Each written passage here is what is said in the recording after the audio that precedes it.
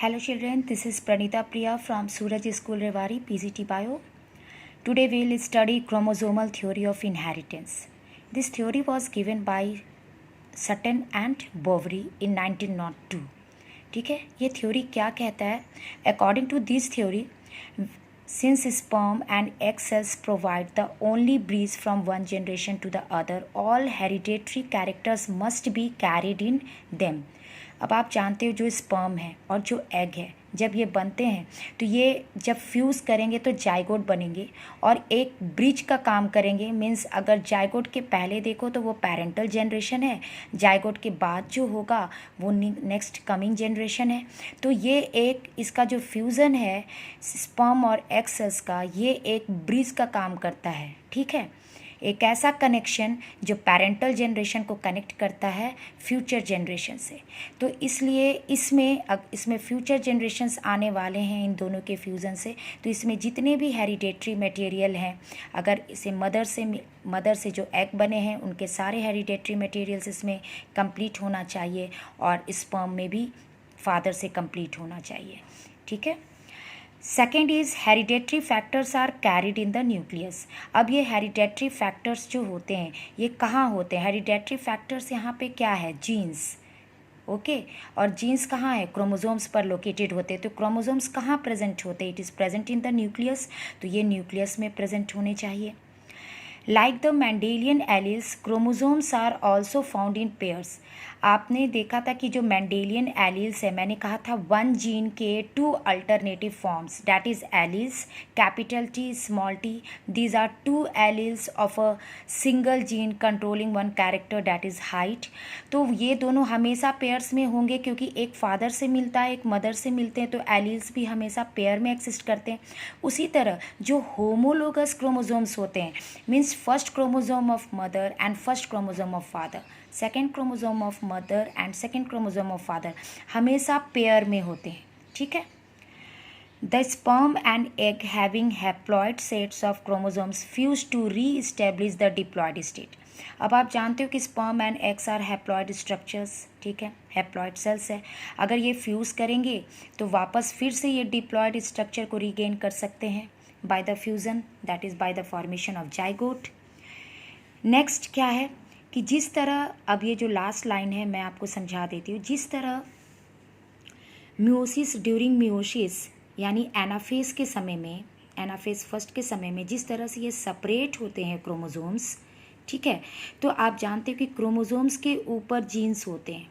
ठीक है, jeans located है और ये क्या है? एलील्स है, जीन के एलील्स हैं। मान लो वन एलील ए है, अनदर एलील स्मॉल ए है, जो कि दो पेरेंट से मिले हैं, और ये क्रोमोसोम फर्स्ट ऑफ मदर है, क्रोमोसोम फर्स्ट ऑफ फादर है। तो जब म्यूसिस होगा तो एनाफेज में जब इसका सेपरेशन होगा तो जिस तरह क्रोमोसोम सेपरेट हो रहे हैं, ये क्रोमोसोम सेपरेट होकर अलग गैमीट में जाएंगे, उसी तरह इस पर लोकेटेड जो एलील्स हैं वो भी सेपरेट होते हैं। तो यहाँ यही बताया गया है कि अगर क्रोमोसोम सेपरेट होते हैं तो एलील्स भी उसी तरह सेपरेट होते हैं। मीन्स यहाँ पे सटन एंड बोवरी ने क्या बताया है? Behaviour of chromosomes was parallel to the behaviour of genes and used chromosome movement to explain Mendel's law. तो ये पूरे जो क्रोमोसोमल थ्योरी ऑफ इनहेरिटेंस आप देख रहे हो, इसमें जो सटन एंड बोवरी है वो बिल्कुल जिस तरह से क्रोमोसोम्स काम कर रहे हैं उसके पैरेलली एलील्स काम कर रहे हैं, इन दोनों के बिहेवियर को उन्होंने बताया। क्योंकि उस वक्त तक काफ़ी इलेक्ट्रॉन माइक्रोस्कोप हाईली डेवलप्ड हो चुके थे, तो ये बहुत अच्छे से देखा गया। Now linkage and recombination.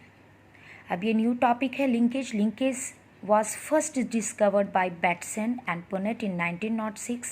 तो डिस्कवरी का क्रेडिट तो बैटसन एंड पुनेट को जाता है 1906, while he was working on sweet pea which is scientifically called Lathyrus odoratus।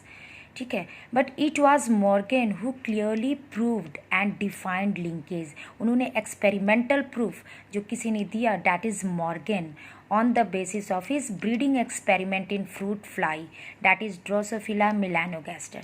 इसलिए मॉर्गन को फ्लाई मैन भी कहा जाता है क्योंकि उन्होंने मैक्सिमम एक्सपेरिमेंट जो है फ्रूट फ्लाई पे किए थे, डैट इज़ ड्रोसोफिला मिलानोगास्टर। ठीक है। The term linkage was coined by Morgan. ऐसा नहीं है कि मॉर्गन ने सिर्फ फ्रूट फ्लाई ड्रोसोफिला पे किया है, उन्होंने बनाना फ्लाई भी किए हैं, ठीक है। आखिर ये why we call it fruit fly और बनाना फ्लाई एंड ऑल, क्या ये फ्लाइज जो हैं वो बनाना को कंज्यूम करते हैं इसलिए बोलते हैं, खाते हैं इसलिए बोलते हैं, या फिर एप्पल फ्लाई बोलते हैं तो वो एप्पल को खाते हैं इसलिए बोलते हैं? नहीं, ऐसा नहीं है। क्योंकि देखो जो बनाना है, जो राइपेंड बनाना है, वो उसमें ईस्ट होते हैं, ठीक है, विच इज़ ए फंगस, और एक्चुअली वो बनाना को खाने के लिए नहीं, वो ईस्ट को फीड करते हैं, ठीक है। नाउ लिंकेज एक्चुअली है क्या? Tendency of the genes to remain together and get transmitted from one generation to other is known as, this phenomenon is known as linkage.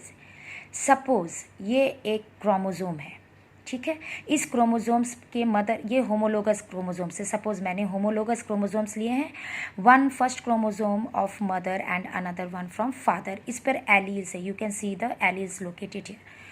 तो सपोज ये होमोलोगस क्रोमोजोम का मैंने फर्स्ट क्रोमोजोम यहाँ पे लिया है, सपोज मदर का ये क्रोमोजोम है, और इस पर you can see it 2 genes are located, A and B, ठीक है।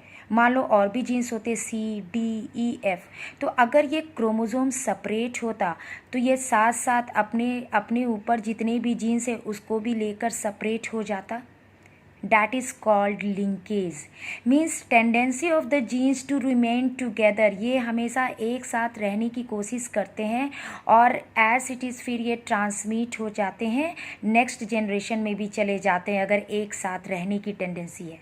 लेकिन ज़रूरी नहीं है, ये 2 जीन्स अगर बहुत पास पास हैं तो चलो ये जब सेपरेट होगा तो एक साथ ये भी चले जाएंगे, लेकिन आप देखोगे ऐसे केस अगर genes are located far away from each other on the same chromosome, then what will be the effect? अगर ऐसे जीन्स जो बहुत क्लोजली लोकस पर है, जीन का जो पोजीशन होता है वी कॉल इट लोकस, तो अगर ये दोनों जीन जो है बहुत क्लोज लोकाई पर हैं, इतने पास हैं कि इसको सेपरेट नहीं किया जाता, these are called linked genes, ठीक है, ऐसे जीन्स लिंक्ड हैं। और अगर ये क्रोमोसोम सेपरेट होगा तो ये दोनों जीन्स भी इसके साथ चले जाएंगे, तो क्या बन जाएंगे गैमिट में? ए बी एलील आ जाएंगे, ए एंड बी, और ये अलग सेपरेट होकर अलग गैमिट में जाएगा तो इसके एलील क्या हो जाएंगे? स्मॉल ए स्मॉल बी, क्योंकि ये सेपरेट नहीं हो पाए, एक साथ चले गए, that is called linked jeans. लेकिन कुछ ऐसे भी हैं, सपोज देखो you can see the same chromosomes 2, मैंने होमोलोगस क्रोमोजोम्स लिया, फ़र्क इतना है कि ये डुप्लीकेटेड फॉर्म है, डुप्लीकेटेड यहाँ डीएनए है और 2 chromatids you can see here, क्योंकि डुप्लीकेशन ऑफ डीएनए की वजह से 2 क्रोमैटिड्स बने हैं, लेकिन ये है 1 सिंगल क्रोमोजोम ओनली। मान लो this is 1 chromosome of mother, this is another chromosome from the father side, red one is from the father side and black one from the mother side. अब देखो इसमें क्या होता है, ये इसमें क्रॉसिंग ओवर होता है। मियोसिस के प्रोसेस में आपने प्रोफेस फर्स्ट में आपने स्टडी किया था, क्रॉसिंग ओवर होते हैं, ठीक है। तो क्रॉसिंग ओवर जो कि पैकेटिन स्टेज में होते हैं, यू कैन सी हियर, जब क्रॉसिंग ओवर होता है तो ये एक्स लाइक बनते हैं, क्रॉस लाइक स्ट्रक्चर बनते हैं। जहाँ पे क्रॉसिंग ओवर हो रही है जिस पॉइंट पर, वहाँ पे जेनेटिक मटेरियल एक्सचेंज होता है, हो जाते हैं, इसके जीन्स इसमें आ जाएंगे और इसके जीन्स इसमें चले जाएंगे। तो यू कैन सी हियर, अगर आप इसको क्लोजली, अगर ये डुप्लीकेटेड क्रोमोजोम, ये क्रोमैटिड्स हैं, ठीक है, जिसमें डुप्लीकेटेड डीएनए है, तो ये इसमें भी कैपिटल ए एलील है, इसमें भी कैपिटल ए एलील होगा, इसमें भी कैपिटल बी है, इसमें भी कैपिटल बी है, ठीक है, राइट। और ये जो है ये भी डुप्लीकेटेड फॉर्म है फ्रॉम द पेरेंट साइड, तो इसमें स्मॉल ए है तो इसमें भी ए होगा, क्योंकि ये डुप्लीकेटेड डीएनए है तो सेम टाइप के जीन्स को कैरी करेंगे, राइट। अब देखो ये क्रॉसिंग ओवर हुआ तो क्या हो जाएगा, इसके जो कैपिटल ए थे वो इस पर चले गए एलील, और इसके जो है ये जीन इधर आ गया, एक्सचेंज हो गया genetic material. Similarly you can see here, यहाँ पे एक्सचेंज हो गए। तो अगर 2 एलील्स काफ़ी दूर दूर हैं, 2 जीन्स अगर क्रोमोसोम्स पर काफ़ी दूर दूर लोकेटेड है तो उनके बीच में क्रॉसिंग ओवर होने के चांसेस पूरे हैं, और अगर क्रॉसिंग ओवर हो जाएगा तो लिंकेज को तोड़ देंगे ये, फिर वो लिंक्ड जीन्स नहीं रहेंगे, फिर वो सेपरेट होकर दूसरे क्रोमोसोम्स पर जा सकेंगे। अगर क्रॉसिंग ओवर नहीं हुआ है तो वो एज इट इज़ क्रोमोजोम जब सेपरेट होंगे तो वो जीन्स, लिंक्ड जीन्स साथ में चले जाएंगे उसके। लेकिन अगर इनके बीच क्रॉसिंग ओवर हो गया तो ये जीन्स सेपरेट हो जाएंगे आपस में और दोनों मिक्सअप हो जाएंगे, कुछ इधर चले जाएंगे, कुछ उधर चले जाएंगे, राइट। तो दिस इज़, तो लिंकेज को कोई अगर तोड़ सकता है, कोई ब्रेक कर सकता है, डैट इज़ क्रॉसिंग ओवर।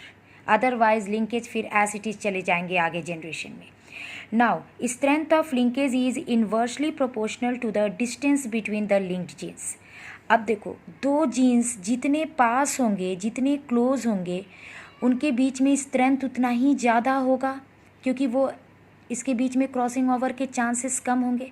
तो distance between the two genes जितना कम होगा उतना ही स्ट्रॉन्ग लिंकेज में होंगे ये, राइट, इन्वर्सली प्रोपोर्शनल। और दो जीन्स के बीच में वो जितना ही दूर में होंगे, ए एंड बी, ये टू जीन्स जितने दूर होंगे उनके बीच में क्रॉसिंग ओवर का चांसेस ज़्यादा बढ़ेगा, तो उतना ही स्ट्रेंथ इसका कम होगा लिंकेज का, राइट। तो if more distance is there तो लिंक है ये वीक लिंकेज होंगे, ठीक है। और अगर लेस डिस्टेंस है तो स्ट्रॉन्ग लिंकेज, इन्वर्सली प्रोपोर्शनल है। And linkage, strength of linkage is also inversely proportional to crossing over, correct. क्योंकि देखो, जितना दूर होगा, दो डिस्टेंस जीन्स के बीच में होंगे, उसमें क्रॉसिंग ओवर मैक्सिमम चांसेस होंगे और वो उतना ही जीन्स सेपरेट होने का चांसेस हो जाता है, मीन्स लिंकेज कम होते चले जाते हैं आपस में, ठीक है। That is called inversely proportional, linkage is inversely proportional to the distance and also the crossing over। अब देखो, अगर जिसमें क्रॉसिंग ओवर हो चुका है तो उसमें कॉम्बिनेशंस हो गए, तो रिकॉम्बिनेट्स, नए नए रिकॉम्बिनेट्स, न्यू फॉर्मेशंस होंगे, क्योंकि जीन्स का एक्सचेंज हो चुका है। तो जो इंडिविजुअल ऑफस्प्रिंग्स आएंगे उसमें कुछ नया कॉम्बिनेशंस बनेगा, कुछ नए कैरेक्टर्स नज़र आएंगे, right. Now genetic map, linkage map and chromosome map. अब देखो, ये जो जेनेटिक मैप है ये अल्फ्रेड स्टूडमेंट ने दिया था। वो बता रहे थे कि अगर जो जीन्स है, according to the theory of linkage, जो जितने भी जीन्स है वो क्रोमोसोम्स पर लीनियरली अरेंज्ड होते हैं, ठीक है। तो अल्फ्रेड स्टूडेंट ने ये बताया कि अगर ये जीन्स लीनियरली अरेंज्ड है, ठीक है, लीनियर फैशन में अरेंज्ड है, तो इनके डिस्टेंस को मेज़र किया जा सकता है। टू जीन्स के बीच में जो डिस्टेंस होते हैं उसको मेज़र किया जाता है, and that is called chromosome map. तो ये जो इसके यूनिट है, the distance between the two genes, we call it map unit. We also call it centimorgan. Why we call it centimorgan? क्योंकि student was very much inspired by Morgan, so उन्हीं के according उन्होंने नाम दिया सेंटीमॉर्गन। और it is also equivalent to 1% recombinant. अगर one map unit दो जीन्स के बीच में डिस्टेंस है, सपोज ये दो जीन्स है, ठीक है, एक क्रोमोसोम्स पे लोकेटेड है, one A and another one is B genes, इसके बीच में जो डिस्टेंस है डैट इज़ 2 मैप यूनिट। तो 2 सेंटीमॉर्गन भी इसको बोलेंगे, 2 सेंटीमॉर्गन, क्योंकि 1 map unit is equal to 1 centimorgan. And you can also call it 1% recombinant.